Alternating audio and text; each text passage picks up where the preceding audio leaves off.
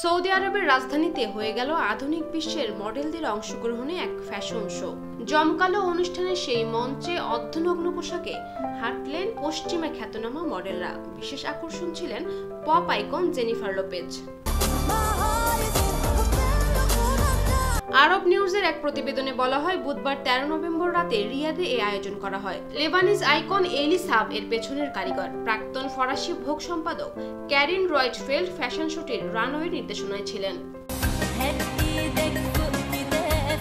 ইসলামী বিধিবিধান নিয়ে সরব দেশটিতে এলি সাব শো নামে তৈরি মঞ্চে আধুনিক সব নজরকাড়া পোশাকে তারকারা উপস্থিত হন।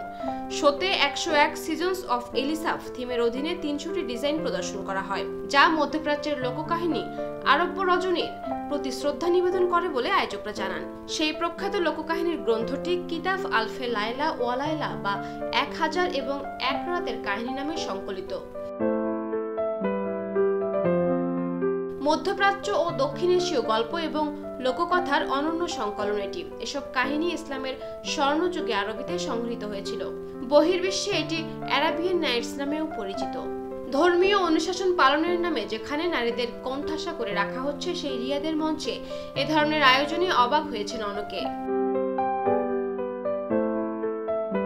একসময় সৌদি আরবে এ ধরনের আয়োজন কল্পনাও করা যেত না। সম্প্রতি দেশটিতে সরকারিভাবে সিনেমায় বিনিয়োগ করা হচ্ছে, নির্মাণ করা হয়েছে আধুনিক সিনেমা হল। এদিকে সফল শো অনুষ্ঠানে খুশি আয়োজকরাও। তারা জানান, এলিসাবের পোশাক সারা বিশ্বে নন্দিত। শোতে প্রদর্শিত পোশাকে আগামী কয়েক মাসে বহু নারী বিয়ের আসরে বসবেন। এটি হয়ে উঠবে তাদের স্মৃতির এক অনুষঙ্গ। পাপিয়া মামুন, বিনোদন ডেস্ক, সাউথ এশিয়ান টাইমস।